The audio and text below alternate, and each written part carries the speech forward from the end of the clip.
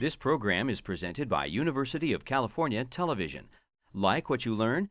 Visit our website or follow us on Facebook and Twitter to keep up with the latest UCTV programs.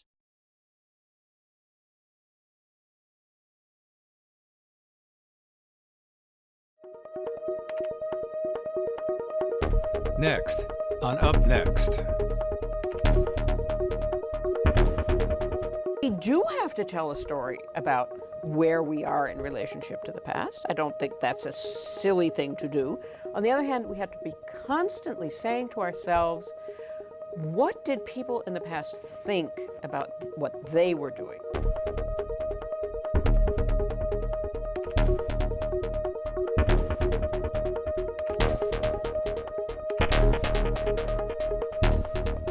Welcome to Up Next. I'm Marty Lasden, and on this edition we consider the future of the past. My guest is Lynn Hunt. She's a distinguished professor of history at UCLA, a former president of the American Historical Association, and in addition to her groundbreaking scholarship on the French Revolution, she is widely known for her provocative essays on the nature of history and what it means to be a historian.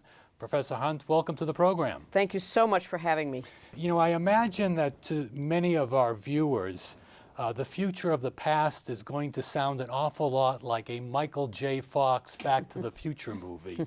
But it is true, is it not, that while the past itself is fixed, the way that historians look at the past and write about the past is changing constantly. Isn't that right?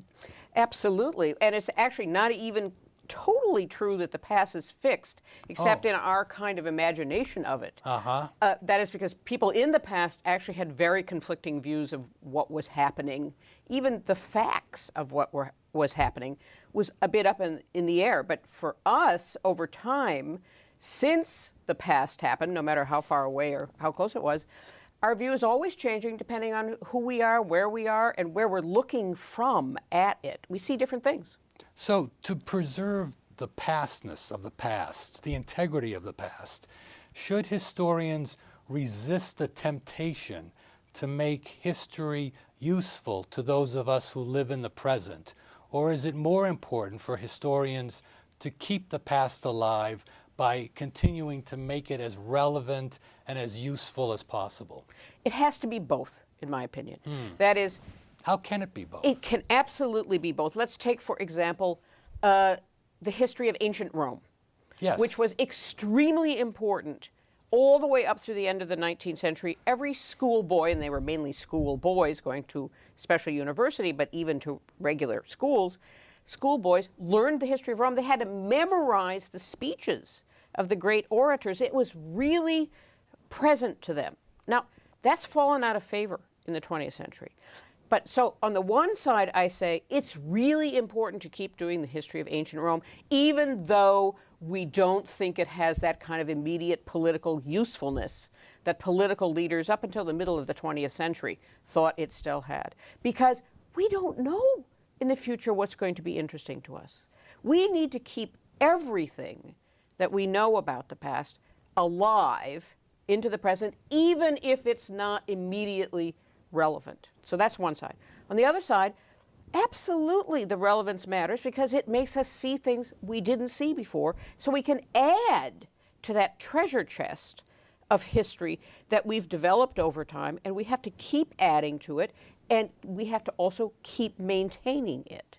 So I think the two things are actually both really important. The tradition, if you will, and the relevance for the present.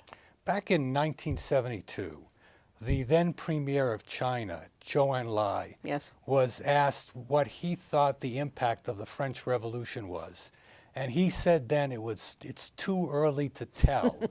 Now, I know that you're one of the world's leading experts on the French Revolution, and I don't think it's an exaggeration to say that back in 1984, when you published your book called Politics, Culture, and Class in the French Revolution, that book itself set off something of a revolution in your field.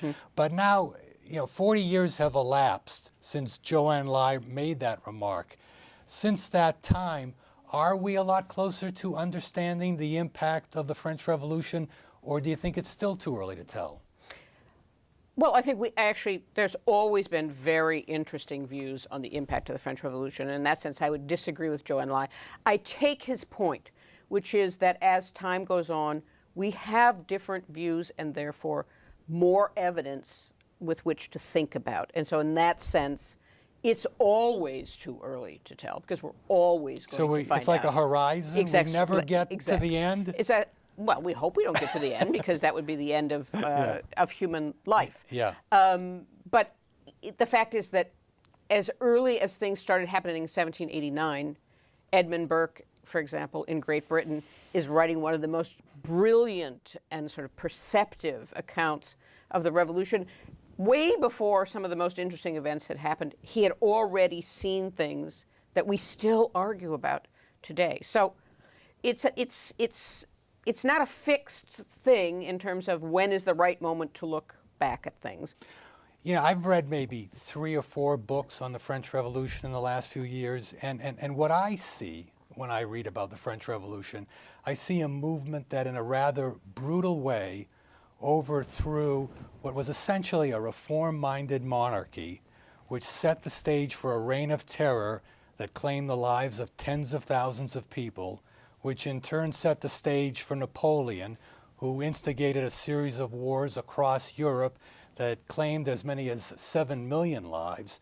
That's what I see. Do you see something very different than that?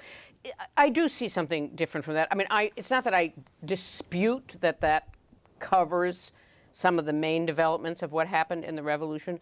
I'm more interested in how the Revolution, myself, am more interested in how the Revolution just shatters the givenness of the previous regime, of the old regime, of a society in which monarchy is self-evident, in which aristocracy is self-evident, and in which the idea that hierarchy is natural is self-evident to everyone, including the people on the bottom. What I'm interested in the Revolution is that it shatters that vision of the world and therefore makes possible the idea of democracy, of equality, of freedom for everybody, of rights. All of the things that we associate with the modern forms of government have their origins, not just in 1789, but the shock is so profound of the French Revolution that it forces everyone to rethink the foundations of the moral, political, social, and cultural order in a way that is really breathtakingly thoroughgoing. And so that's what I'm interested in, is how could that happen in that way? And then why do things develop in the sort of sequence of events that they develop? Do you think we do those who lived in the distant past a disservice when we make moral judgments about them? I think it's a problem when we simply use our own standards to talk about the past. But that's related to a much bigger underlying issue, which is our tendency to view history as having an end to it, which is us. That is, yes, that we represent the sort of highest possible development of civilization, and then history is how everyone else lacked something that we have that they didn't have. This is a Whig interpretation of history. That we need. That is a tremendous problem, because on the one hand, we do have to tell a story about where we are in relationship to the past. I don't think that's a silly thing to do. On the other hand, we have to be constantly saying to ourselves, what did people in the past think about what they were doing? Not what do I think about what they were doing. What did they think about what they were doing? We have to do something with that, pay attention to it. The ethics has to be to listen to what they are saying. And then that doesn't mean we're not going to have a debate with them. It doesn't mean that we're going to say, oh, well, slavery is fine because people thought it was fine in the 18th century, and there wasn't that much objection to it until the end of the 18th century, so, why are we so bothered about it? I don't mean that at all. But we do have to try to find out, what were they thinking when they were doing this? In this same vein, let me ask you about Thomas Jefferson. Yes. Because of all the freedom-loving slaveholders who founded this country, he's the guy I have the biggest problem with. And it's not just because he owned 200 slaves. It's not just because he had runaways whipped, and it's not just because he broke up black families. It's because he knew better, and we know he knew better because he said things like, when he was talking about slavery, he said things like, "I tremble for my country when I reflect that God is just." But he didn't let that concern in any way alter his behavior, which in my book does make him something of a scoundrel. You think that's too harsh? Yes. I mean, I certainly don't think of him as a scoundrel. Okay. Because, first of all, he totally supported the abolition of the slave trade in 1806. So it's not like he was... I think you're right that there's obviously a discordance there, but I think it was a discordance for anybody who took as seriously as he did the issues raised by slavery, who nevertheless was living in a slave-owning part of the country where there was an absolute determination on the part of many other people, not him, to maintain this system in perpetuity, and he had to somehow work his way around that, and these were, in many cases, his friends and neighbors. So you would have to ask, well, why doesn't he just sell his slaves and move to Philadelphia or New York and just get away from all that? It's because in the 18th century, people didn't do that.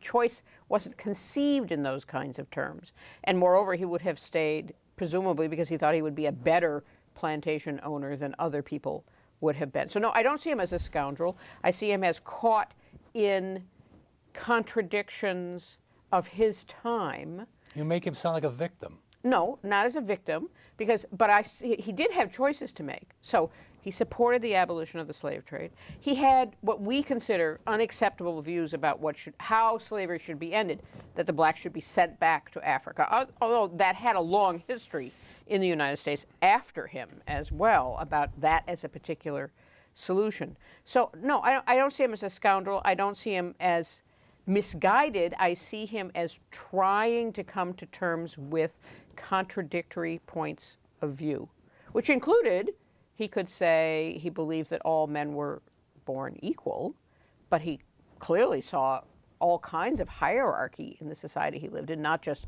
black-white, but in the social order amongst whites themselves.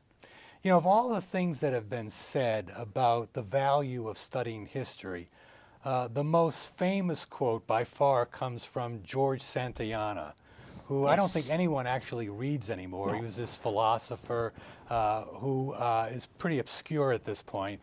But he did say that those who cannot remember the past are doomed to repeat it.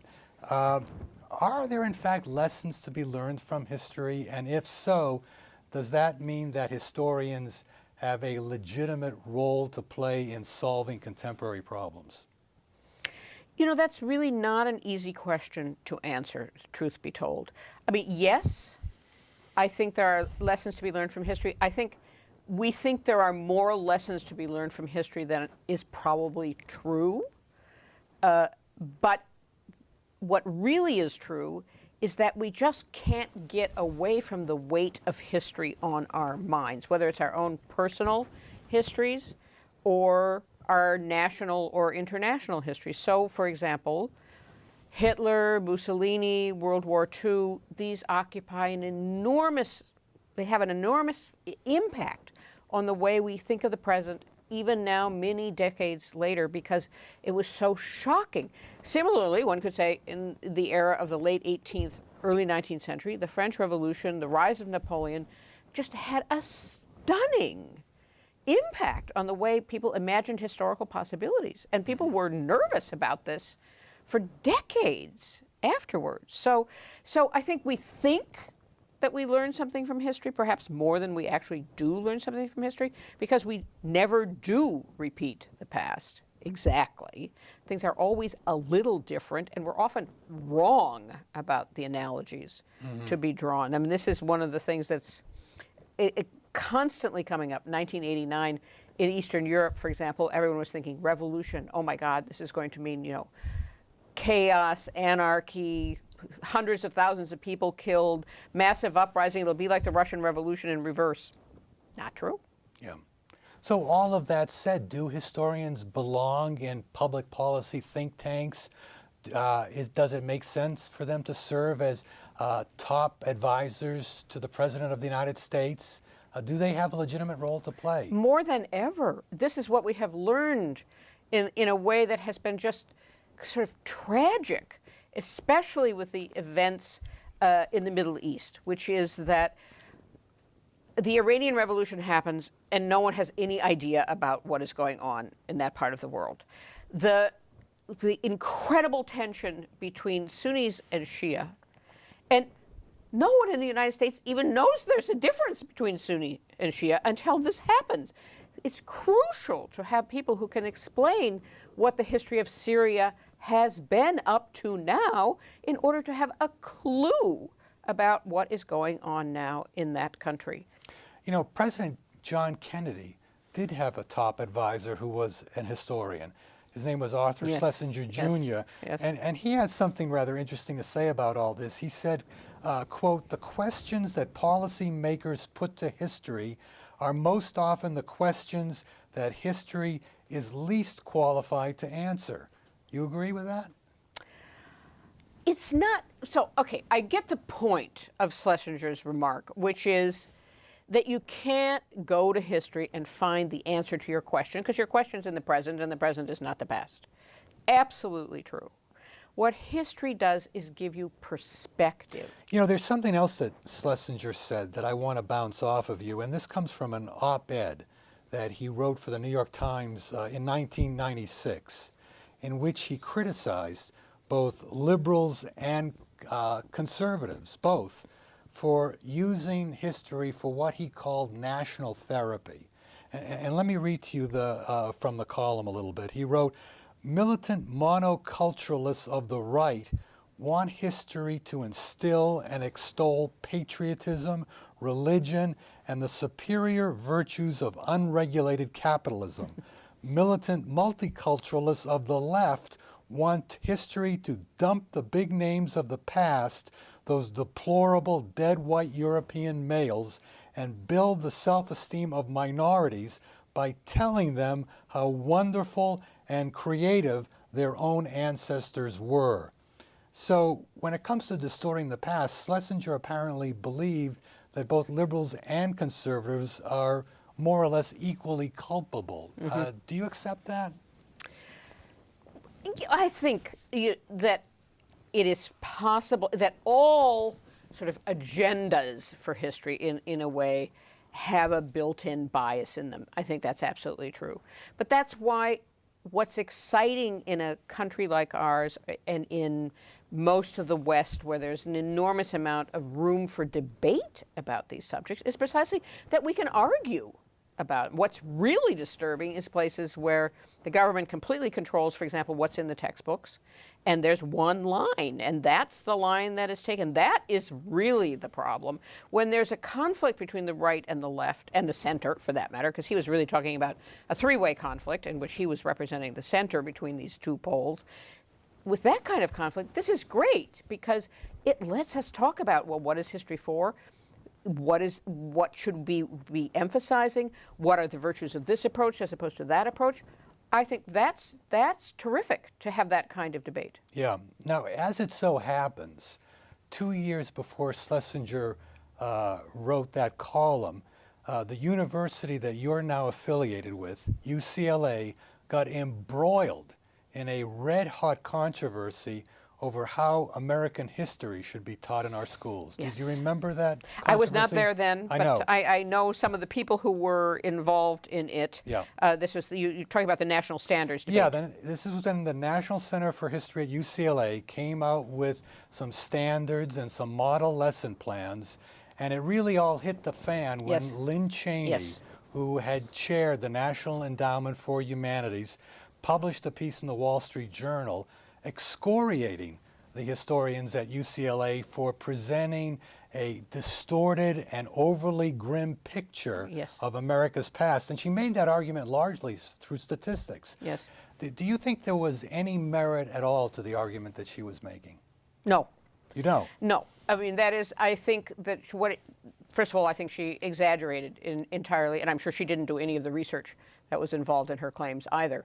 But the point being that I think it's perfectly valid to have a debate. And so in that sense, I'm certainly not opposed to her writing the piece and raising the issue of how history should be taught. But this was very much a knee-jerk reaction against the sort of social history of the 60s and 70s of women, of slaves, of workers, of and eventually of Asian Americans and Latino Americans and all the different hyphenated American groups that we now have histories of. It was a knee-jerk reaction against that, and seeing it as a threat to the notion of a kind of a coherent national narrative, and to patriotism of the nation, for that matter. I think, actually, on all of that, she has been proved wrong.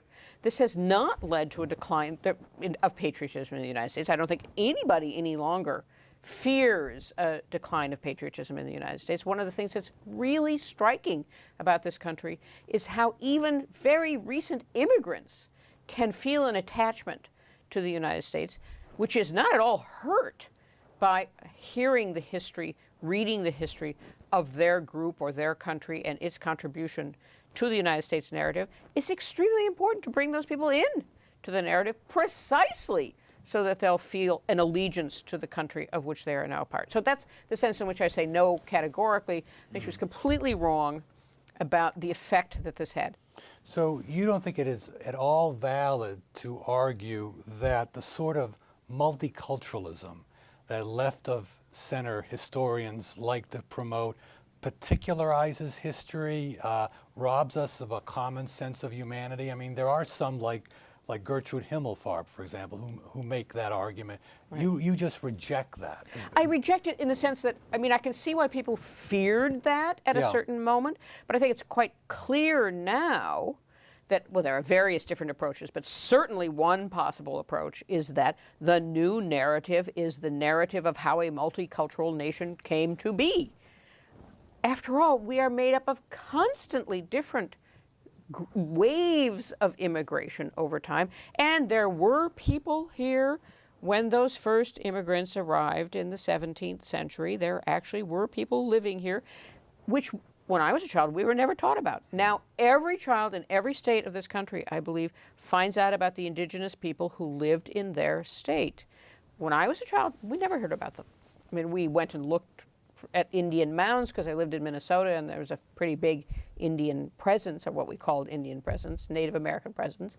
But that was never part of the history book.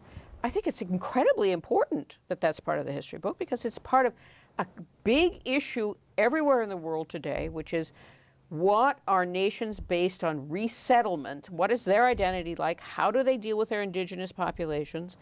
And what does it mean to bring in constantly new waves of people? How does that change the narrative, and how does the narrative keep the same? This is an extremely important issue for actually all countries in the world now, that immigration has become a worldwide phenomenon and virtually inescapable, at least for the West. Let's get back to the French Revolution. Okay. For the 2004 edition of the book that you published in 1984, you wrote a new preface in which you admitted that when you began your research, you had hoped to show that the Marxist interpretation of the French Revolution still held water, but that the facts and your analysis of those facts did not at all bear that out. Would I be entirely off base to suggest that for you and for so many other historians, the explanatory power of Marxist theory has turned out to be a terrible disappointment? No, I don't think I would want to go that far. I think, in fact, certainly recent financial problems have actually led to a revival of Marxism with many qualifications along the way. The thing is that I think of Marx in much more historic terms than sort of present-day theoretical terms. Marx had an incredibly powerful analysis of the way the world worked, and he wrote it in the 1840s, 1850s, 1860s, essentially. Not surprisingly, there were things that he did not see coming.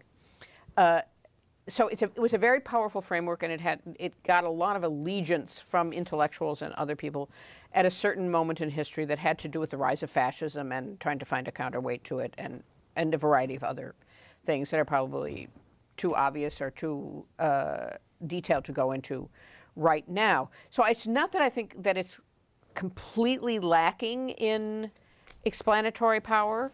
On the contrary, one of the big issues has been, well, if it's not going to be a Marxist interpretation, what's it going to be instead? So I think that's been one of the big issues in my field of the French Revolution, which was so dominated by Marxism for a certain period of time. Not forever, but for a certain period of time, let us say, between the 1920s and the 1970s. Marxism had a very big influence in interpretations of the French Revolution because the French Revolution was so important to Karl Marx himself. So he made many references to it in his work. It seems that when you look at the fate of big history ideas, that they've all kind of led to a certain amount of disappointment and disenchantment and disillusionment. Right. I mean, there was the great man theory of the 19th century that boiled history down to the biographies of great men. There was Marxist theory that boiled history down essentially to class conflict. Right. There was the modernist theorists, the modernist theories that basically saw history as a contest between the forces of change and the forces of tradition. And then you had historians like Fernand Braudel, who stressed impersonal factors like geography and climate, and saw the conscious action of the conscious actions of human beings as mere froth on the surface of the ocean. All of these ideas had their heyday, generated excitement, but in the end, there seemed to be with each of them a sense of disillusionment, a sense of disappointment. Are there any big history ideas out there that are still worth holding on to, or in the final analysis, is history just one damn thing after another? Well, it's certainly not just one damn thing after another. And I would say about the big ideas, one, there is a big idea out there, and that's what I tried to talk about in my book, which is the idea of globalization. That globalization is what explains much of what happens in history. I don't think that it can explain everything that happens in history, but I think it's a factor that we will now take into account.